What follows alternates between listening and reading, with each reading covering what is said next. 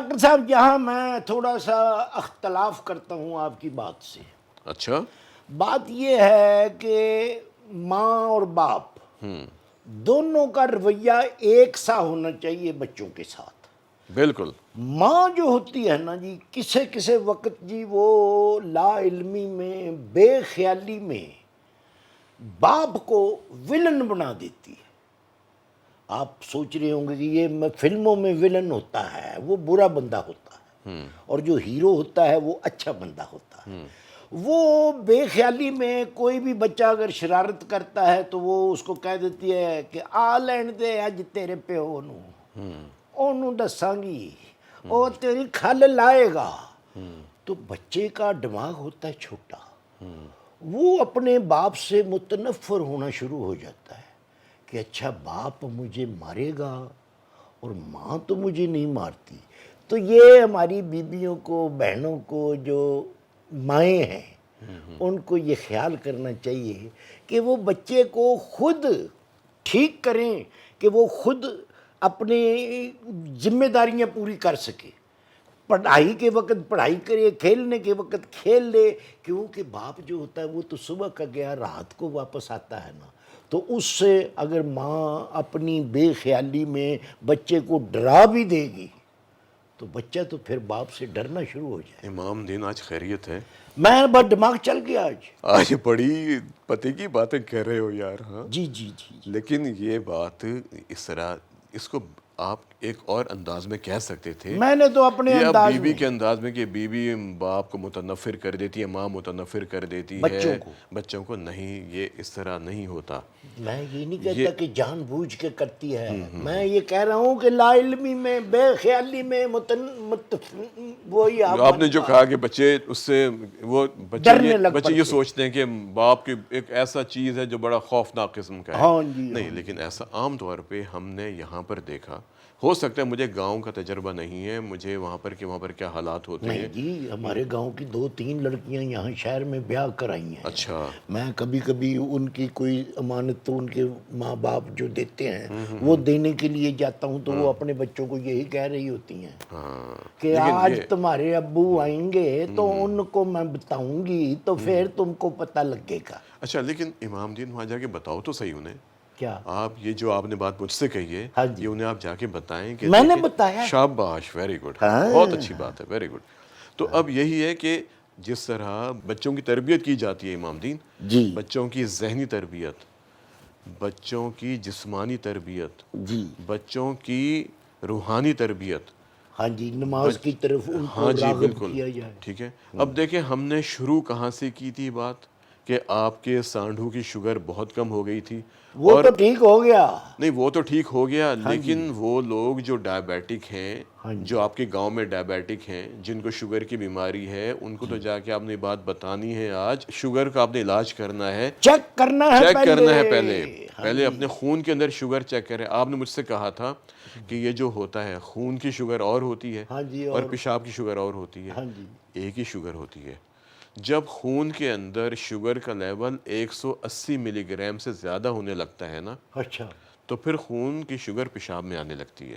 اچھا, تو وہ پھر 350 میرے سانڈو کی کیسے ہوتی ہے؟ وہ خون میں شوگر ہوگی نا 350, اچھا لیکن بعض اوقات گردے میں تبدیلی ایسی آ جاتی ہے کہ خون میں 350 ہے اچھا لیکن پیشاب میں اتنی نہیں آتی.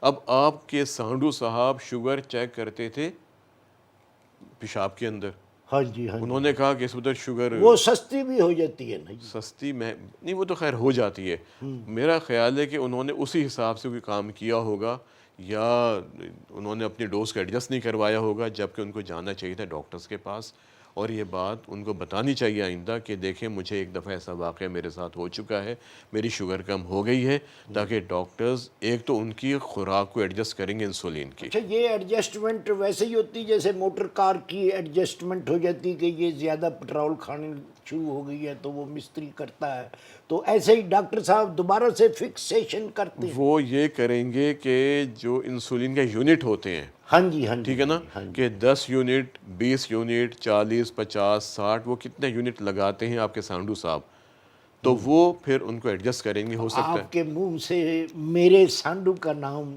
کتنا اچھا لگتا ہے جب آپ کہتے ہیں سانڈو صاحب. تو پھر ظاہر ہے یار عزت کرنی چاہیے, تعظیم کرنی چاہیے, ٹھیک ہے. اچھا ڈاکٹر صاحب مجھے یہ نہیں, بتائیں. بات تو مکمل ہونے دیں میری. جی جو جی میں آپ جی کو جی. بتا رہا تھا کہ انسولین کے یونٹس جو ہوتے ہیں وہ جس طرح میں نے بتایا 10 20 40 ہم لگاتے ہیں شوگر کے حساب سے, جتنی خون میں شوگر ہوتی ہے. تو اب ہوا کیا, ان کی شوگر تو ہوگی کم, ہو سکتا ہے, اور انہوں نے انسولین زیادہ لگا لی. پہلی بات تو یہ ہے. دوسرے, انہوں نے انسولین لگا لی اور کھانا نہیں کھایا جتنا وہ کھانا چاہتے تھے, اس سے ان کا شوگر لیول خطرناک حد تک کم ہو گیا. اور یہ خالی آپ کے سانڈو کے ساتھ نہیں, وہ بے شمار لوگوں کے ہوتا ہے, بے ہوشی کی کیفیت میں آتے ہیں, اور ان کی پھر جب ہم شوگر چیک کرتے ہیں تو ان کی شوگر خطرناک حد تک کم ہوتی ہے. مبارک میں دوں گا کہ آپ کے سانڈو کو دوبارہ ایک نئی زندگی ملی ہے. اس کی رسی لمبی ہے, ذرا دراز ہے رسی. کیا مطلب آپ کا؟ مطلب بچ گیا ہوں. بہرحال, تو آپ نے پیغام کیا دینا ہے آج؟ آج میں نے یہی دینا ہے کہ جی جو لوگ, جو بھائی, جو بہنیں, جو بچیاں, جو بچے, ان کو اگر شوگر کی بیماری ہے تو ان شاباش. کو انسولین لگانے سے پہلے شوگر چیک کرنی چاہیے. شاباش, ٹھیک ہے نا بہت جی. اچھے. ناشتے کے بغیر ان کی شوگر جو ہے وہ 100 تک ہو سکتی ہے. یہ آئیڈیل کنٹرول ہے. اچھا چلو 110 بھی ہو 110 جائے تو تک کوئی بہت بات اچھی بات ہے. نہیں. شاباش. تو پھر جب وہ کھانا کھا لیں تو اس کے 2 گھنٹے کے بعد پھر چیک کریں جی, تو وہ 140 140 ملی گرام. 140 ہاں شاباش, بالکل ٹھیک ہے. وہ ہونی چاہیے. اور اس میں بھی اگر 10-5 ہاں, بڑھ جائیں 160 تک ہو سکتی ہے. ہو ٹھیک سکتی ہے. بالکل. تو پھر آپ اپنی زندگی صحیح طریقے سے گزار سکتے ہیں. اگر آپ اپنی زندگی کا نظم و ضبط, کیسا اچھا لفظ نکل گیا میرے منہ سے, جی جی جی بالکل. نظم و ضبط اگر آپ اپنی زندگی کا بنا لیتے ہیں تو پھر آپ اچھی زندگی گزار اور سکتے اس میں آپ نے ایک اور بات بھی بتانی ہے جو بڑی امپورٹنٹ بات ہے, کہ ہم نے پیشاب کی سٹرپس کے ساتھ, جو سٹرپس آتی ہیں نا, اس کے ساتھ جو ہم شوگر چیک کرتے ہیں اس میں ہمیں ریلائی نہیں کرنا چاہیے.